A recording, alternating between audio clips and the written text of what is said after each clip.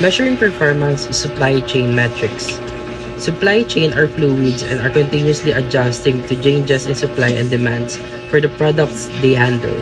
To get the performance desired from the supply chains requires a company to monitor and control its operations on a daily basis. This chapter introduces four performance categories that each supply chain participants should measure.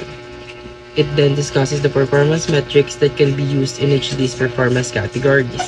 The chapter also explores some of the technology that can be used to collect, store, and present performance data. A useful model of a market and their supply chain. A supply chain exists to support the market that it serves. To identify the performance that supply chain should deliver, we need to evaluate the market being served. In support of this analysis will be employs a simple model. The model allow us to categorize a market and identify the requirements and opportunities that each kind of the market presents to its supply chain. Reality is, of course, more subtle and more complex than any model can represent, but this model can point you to the right direction and guide you through to investigation of the markets your company serves.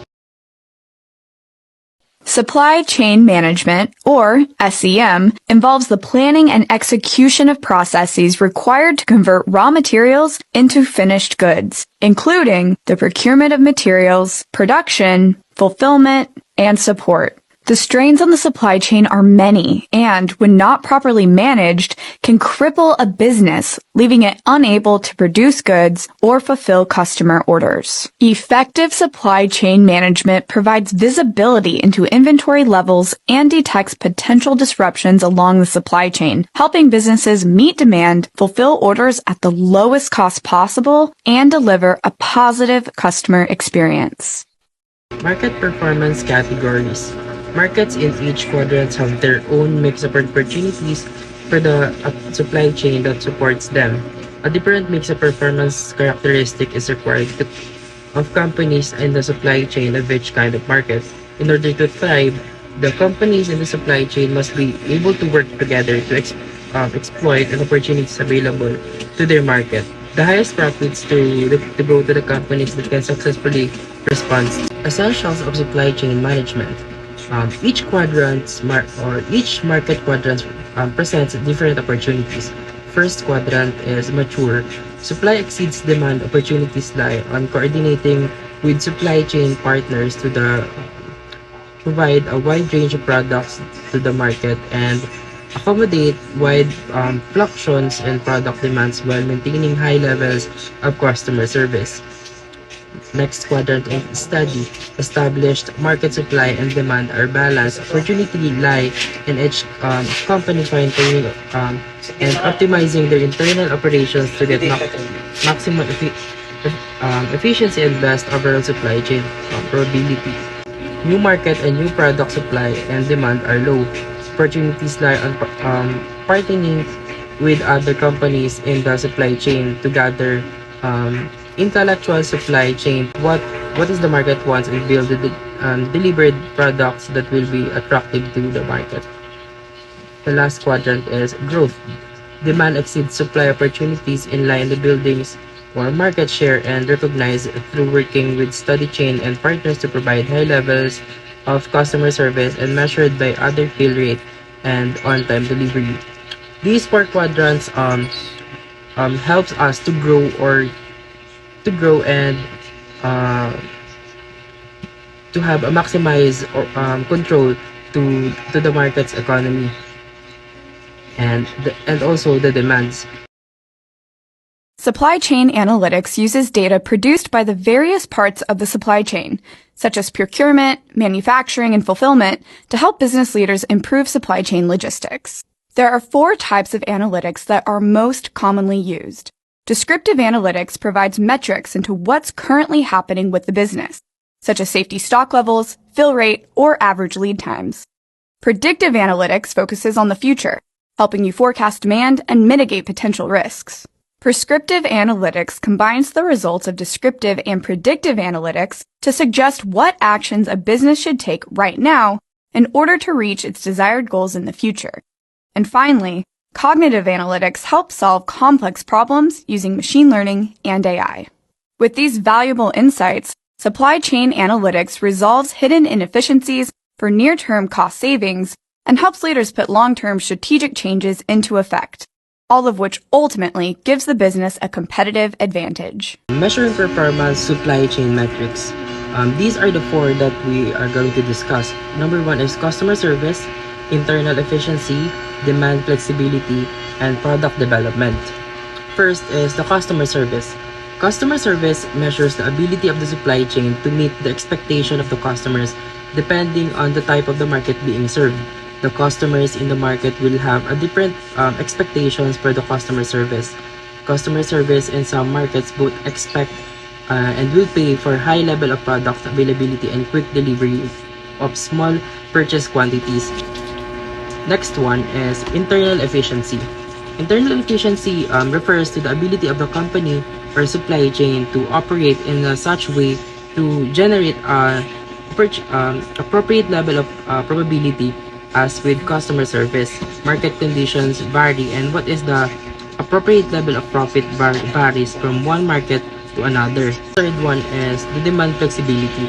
This category measures the ability to respond to uncertainty in levels of product demand. It shows how much of an increase over current levels of a demand can be handled by a company or supply chain. It also includes the ability to respond to uncertainty in a range of product that may demand. This ability is often needed to mature markets. The last is product development. This encompasses a company and supply chain's ability to continue to evolve along with the markets it serves. It measures the ability to develop and deliver a new product in timely manner. This ability is necessarily what is serving the developing markets. Or it needs three key components to survive in a growing market. First is the customer service. Customer service is very important part of a business structure. Having a good customer service plan, it also having a good place or plan the place where contributes to sales, increase brand loyalty, generates referrals, and helps retain customers and provides businesses with a competitive advantage over others in the same industry. Next is internal efficiency. Internal efficiency is a company's ability to review its processes and create new ones. The third one is the demand flexibility. It is the ability of or the capacity of a demand side loads to change their consumption patterns hourly or on another time scale. It is your company's flexibility to change the demands or what product are in demand in the market in order to make sales or to make profits for your company. Next quadrant is the steady. It has two keys in order to survive in a marketplace or in a market economy. First is the customer service and internal efficiency. Next is the developing. It also has the customer service and the product development, and the fourth one and the last one is the growth or the customer's service. Customer service metrics. In the words of Warren Hussman, a professor at Stanford University, service relates to the ability to anticipate, capture, and fulfill customer demand with personalized products and on-time delivery. Hussman Warren, age 2000, Supply Chain Performance Metrics, Management Science and Engineering Department, Stanford University.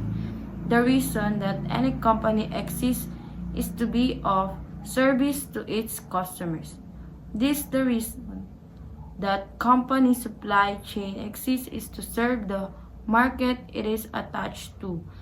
These measures indicate how well a company serves its customers and how well a supply chain supports its markets. There are two sets of customer service metrics depending on whether the company or supply chain is in. First, build to stock. A build to stock or BTS situation is one where common commodity products are supplied to a large market or customer base. These are products such as customer supplies, cleaning supplies, building supplies, and so on. Customers expect to get this product right away anytime they need them. Supply chain for this product must meet this demand by stocking them in inventory so they are always available. These are the popular metrics for a build-to-stock situation: complete order fill rate and order line item fill rate, on-time delivery rate, value of total back orders and number of back orders, frequency and duration of back orders, and line item return rate. Second, build to order. A build to order or B2O situation is one where a customer's product is ordered by a customer. This is any situation where a product is built based on a specific customer order and is configured to meet a unique set of requirements defined by the customer. An example for this is the way Jhon builds airplanes for specific customers and their requirements, or the way Dell Computer assembles PCs to fit individual customer orders and specifications. And these are the popular metrics for a build-to-order situation: quoted customer response time and on-time complete rate, on-time delivery rate, value of late orders and number of late orders, frequency and durations of late orders, number of warranty returns and repairs. Internal efficiency metrics. Internal efficiency refers to the ability of a company or a supply chain to use their assets as profitably as possible. Assets includes anything of tangible value such as plant, equipment, inventory, and cash. These are the some popular measures of internal efficiency. First, inventory value. Inventory value, this should be measured but at the point in the time and also as an average over time. The major assets involved in the supply chain is in inventory contained throughout the length of the chain. Supply chain and the companies that make them up are always looking for the ways to reduce inventory while still delivering high levels of customer service. This means trying to match inventory ability, supply, with sales demand and not have excess inventory left over. The only time a company would want to let inventories exceed sales is in a growth market where the value of the inventory increase. However, market change and as a rule, it is the best to avoid excess inventory. Second, inventory turns. This is the way to measure the profitability of inventory by tracking the speed with which it is sold or turned over during the course of a year. This measure is often referred to a TNE or turn and earn. It is calculated by the questions. Turns equal to annual cost of sales, annual average inventory value. Generally, the higher the turns rate, the better. Although same lower turning inventory needs to be available in order to meet customer service and demand flexibility. Third, return on sales. Return on sales is a broad measure of how well an operation is being run. It is measures how well fixed and variable costs are managed and also the gross profits generates on sales. Return on sales earning before interest and tax sales. Again, as a rule, the higher the return, the better. There are times though when a company may deliberately reduce this number in order to gain or defend market share to incur expenses that are necessary to achieve some other business objective. Last, cash-to-cash cycle time. This is the time it takes from when a company pays its suppliers for materials to when it gets paid by its customers. This time can be estimated with the following formula. Cash-to-cash cycle time equal inventory days of supply plus day sales outstanding minus average payment period of purchases. The shorter this cycle time, the better. A company can make more improvements in their accounts payable and receivable areas than they can in their inventory levels. Account receivable may be large due to late payments caused by billing errors or selling to customers who are bad credit tricks. These are things a company can manage as well. Inventory. Demand flexibility metrics. Demand flexibility describes a company's ability to be responsive to new demands in the quantity and range of products and to act quickly. A company or supply chain needs capabilities in this area in order to cope with uncertainty in the markets they serve. First, activity cycle time. The cycle time measures the amount of the time it takes to perform a supply chain activity such as order fulfillment, product design, product assembly, or any activity that supports the supply chain. The cycle time can be measured within individual company or across an entire supply chain. Order fulfillment within a single company may be fast, but the company may only be filling an order from another company in the supply chain. What is important is the cycle time for order fulfillment to the ultimate end use customer that the entire supply chain is there to serve. Second, upside flexibility is the ability of a company or supply chain to respond quickly to additional order volume for the products they carry. Normal order volume may be 100 units per week for a product. Can an order be accommodated that is 25% greater 1 week, or will extra product demand wind up as a back order? Upside flexibility can be measured as the percentage increase over the expected demand for a product that can be accommodated. Third, outside flexibility. This is the ability to quickly provide the customer with additional product outside the bundle of product normally provided.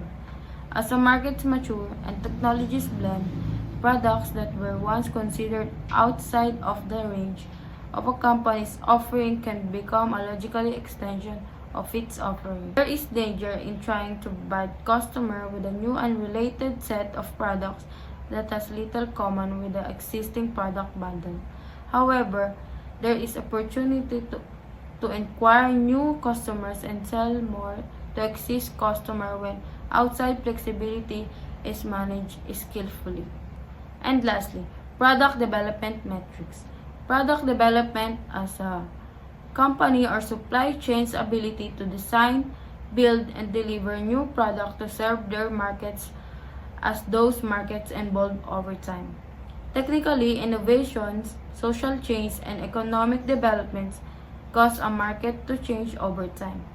Measurements in this performance category are often overcooked, but companies do so at their own peril. A supply chain must keep pace with a market it serves or it will replace. The ability to keep pace with an evolving market can be measured by the metrics such as: first, percentage of a total products sold that were introduced in last year, percentage of total sales from products introduced in the last year, last cycle time to develop and deliver a new product. Operations that enable supply chain performance. In order for an organization to meet the performance requirements of the market it serves, it must look to measure and improve its capabilities in the 4 categories of supply chain operations. Number 1 is plan, number 2 source, number 3 make, and number 4 is deliver. So in operating efficiency, there are 2 things, which is first, the return on sales, which is an indicator of how well a business is being run. It tells you if a company is operating within its means, If this number is going up year to year, that means the company is getting more efficient. And if the number is going down or becomes negative, that tells you that the company is spending more money than it's bringing in, which means that as the sales of the company increases, then the company is growing and earning. However, if the sales of the company decreases, the company will probably have less money than on the shares and investment they started with. Second is return on shareholder equity, which shows how efficiently the company's money is being spent. The higher the number, the better. If a company cannot produce a return on equity that is better than putting the same money into a certificate of deposit, then the investors in that company need to question how well their money is being spent. So this is the efficiency of the company utilizing its capitals to generate profits. There are also two things in resiliency, which is debt to net worth. Debt to net worth measures a company's ability to borrow money and also how well the owners are leveraging their equity. If the debt to equity ratio is high, then the company cannot borrow more money to either get through hard times or take advantage of an opportunity. At the same time, many of owners of private companies like to have as high a ratio as possible, especially during times of low interest rates, because this means that the owner is leveraging his risk by using the bank's money and not his own. So this is to understand how much debt the company has compared to the owner's investment or the equity. If the ratio is high, then that means the company is in a lot of debt or losing money. Although some owners prefer that the ratio is high because they can borrow money from the bank, especially at a low interest rate, to grow the company without using a lot of personal financing. Second to resiliency is interest coverage. Interest coverage indicates how much additional money a company can borrow. This shows how much additional interest on debt can be covered by a company's cash flow. It is when the company can cover its interest expenses properly, then the lenders will see that they are capable to borrow some additional money. In performance metrics, these metrics measure specific outcomes related to efficiency. First is order and line item fill rate, which indicates how well customer orders are fulfilled. Second is on-time delivery, measures the reliability of the delivery process. Next and third is inventory turns, shows how quickly inventory is sold and replaced. Then fourth is cash-to-cash cycle time, reflects the time taken from outlaying cash for raw material to receiving cash from product sales.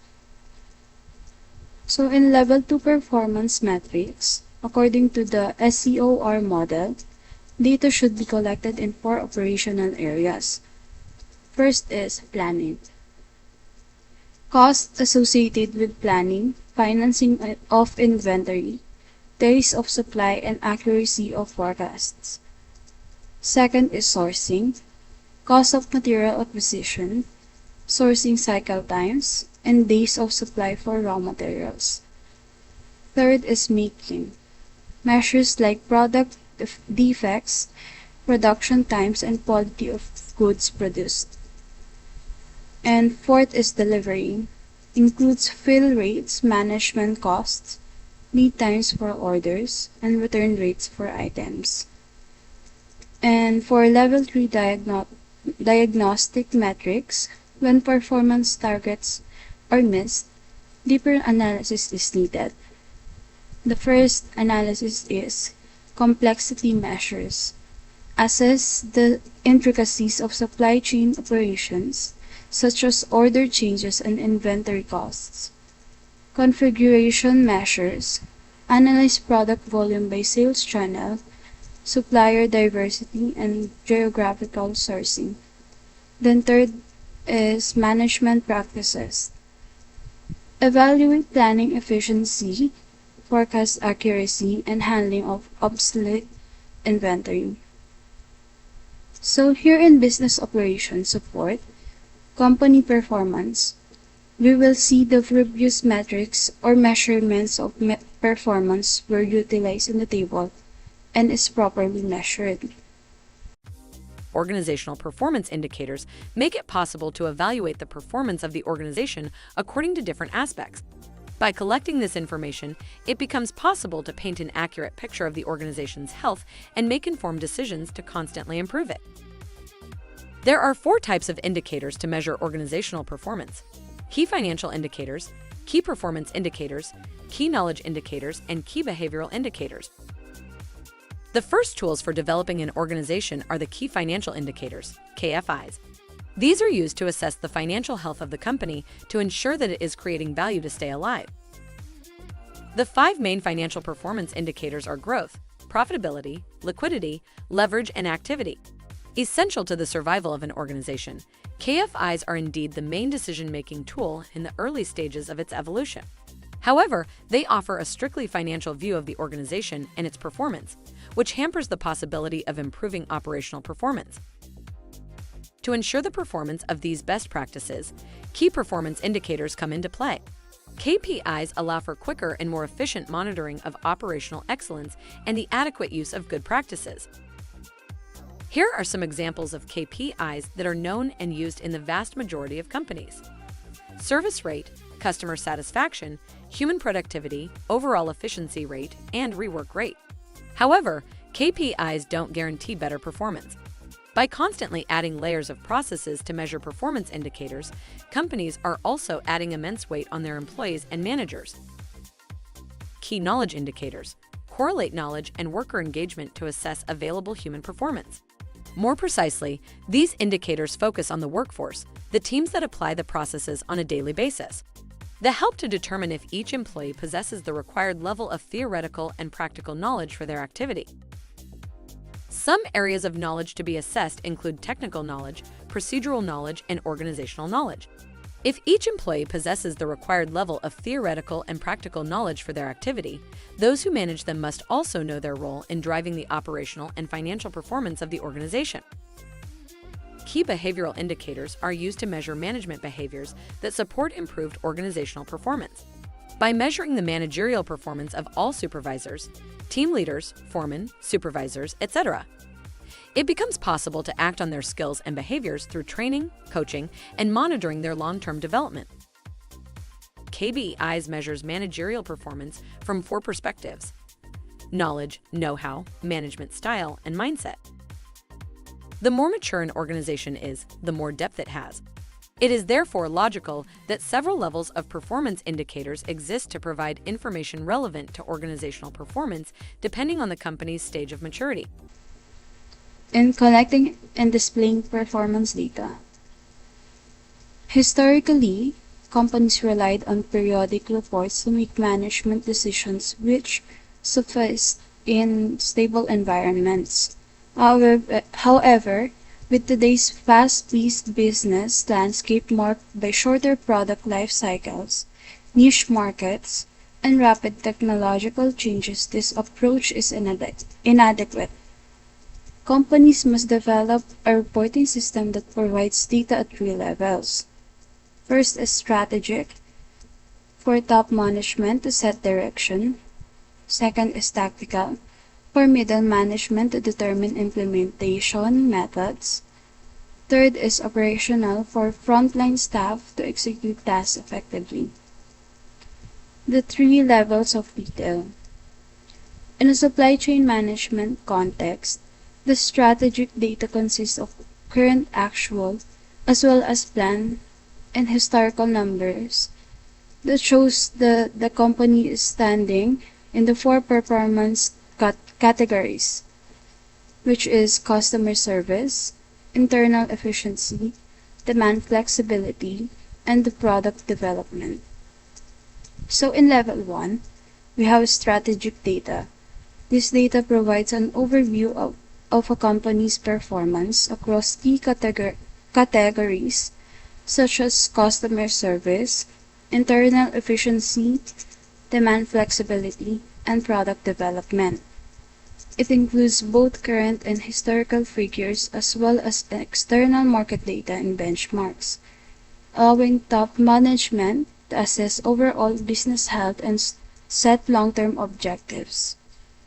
In Level 2, tactical data, which breaks down performance metrics related to planning, sourcing, manufacturing, and delivery at a more granular level, typically for branch offices.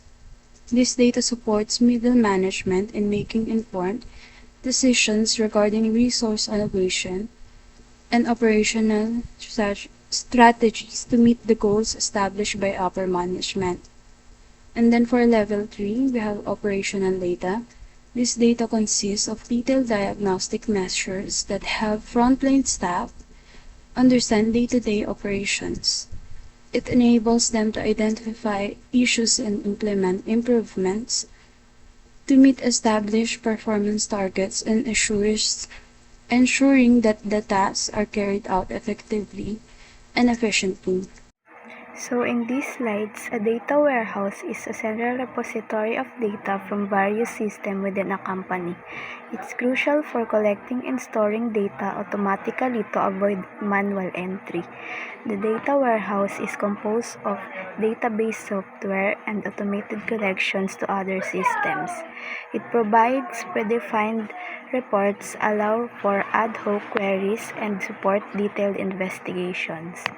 When building a data warehouse, start small, simple to allow users to gain experience and learn how to use the data effectively. The most important aspect as a data warehouse is not the technology or data itself, but the people who use it and their ability to learn from data.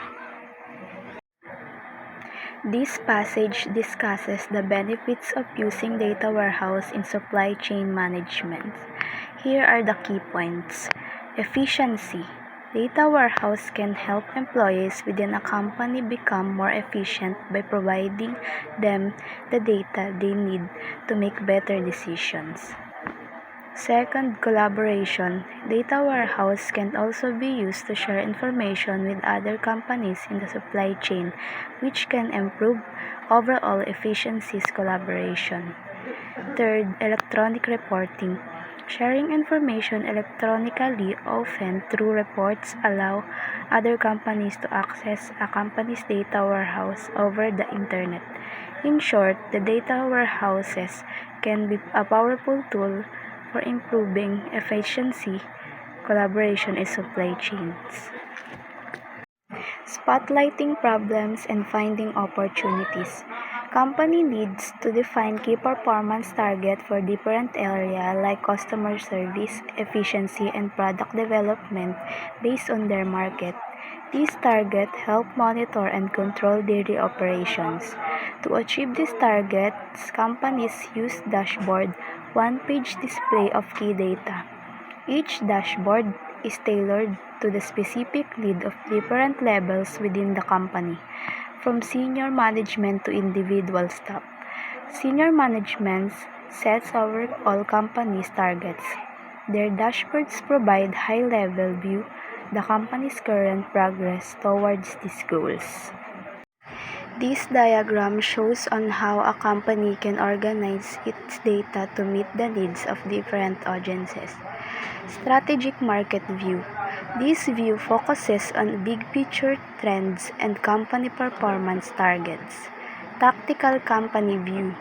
This view looks at how resources are located to achieve specific goals. Operations view. This view provides a detailed look at the status of operations in each area of the company.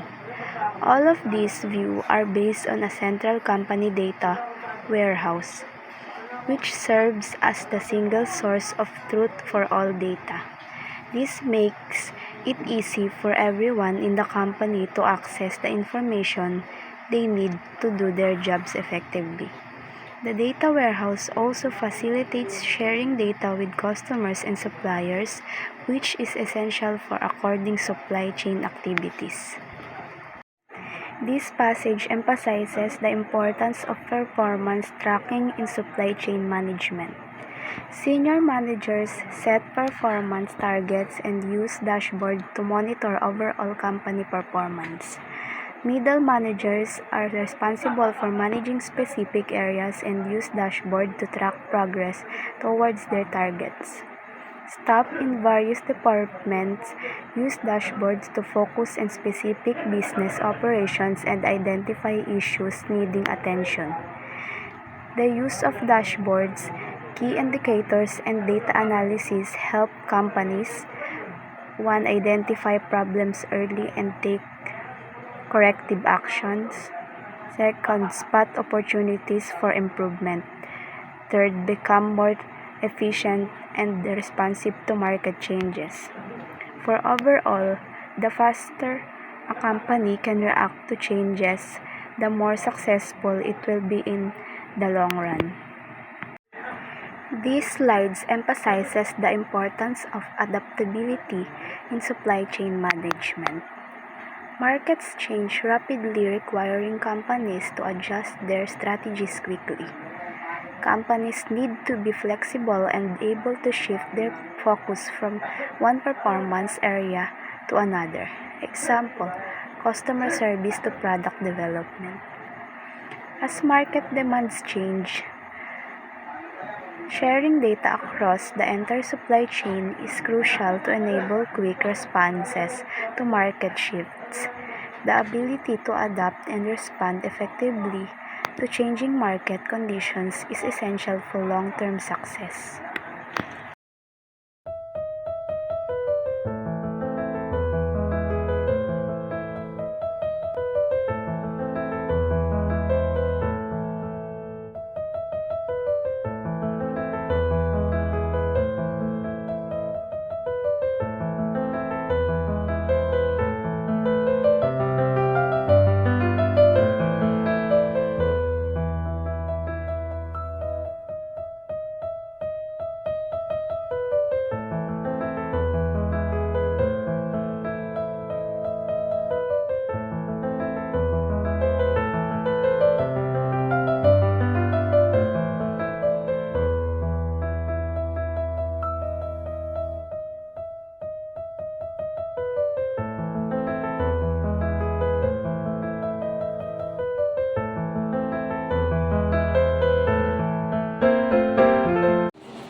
Market conditions shift over time.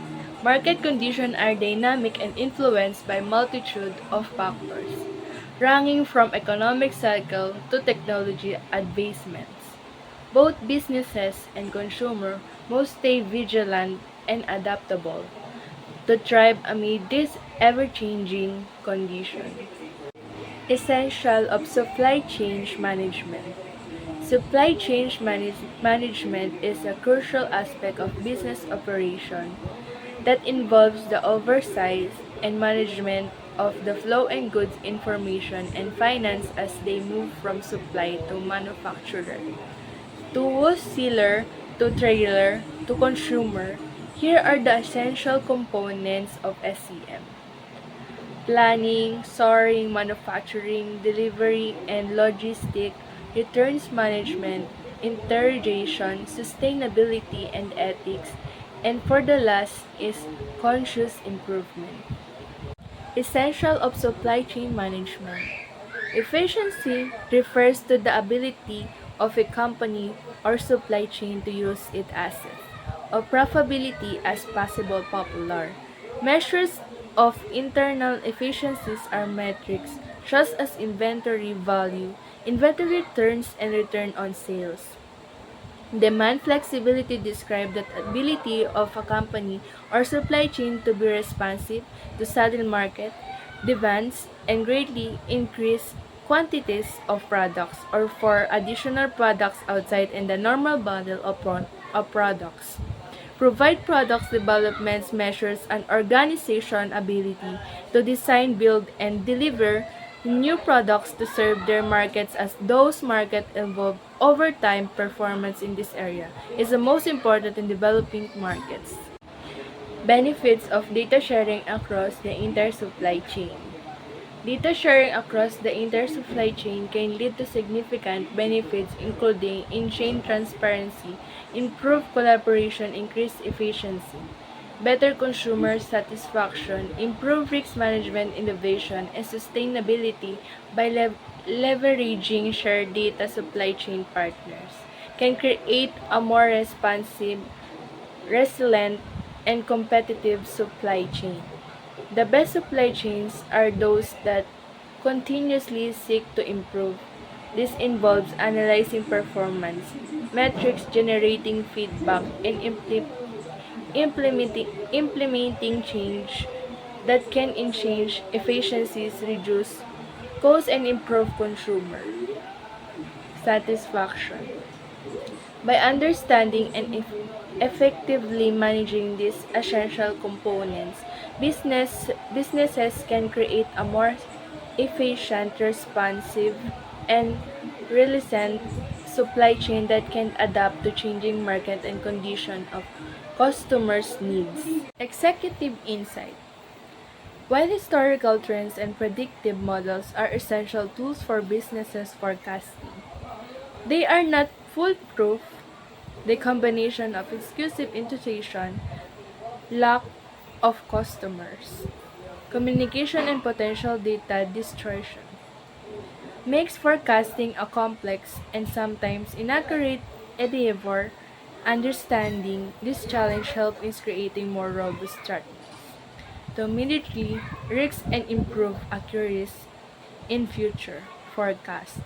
This can be measured through surveys, need promoter scores, and other feedback. Machines' high customer satisfaction often correlates with effective supply chain management. By regularly monitoring these metrics, business can identify area for improvement, optimize operation, and better meet customer expectation. Effectively use of supply chain metrics ultimately leads to engine efficiency, reduce costs, and improve profitability. Chapter Summary.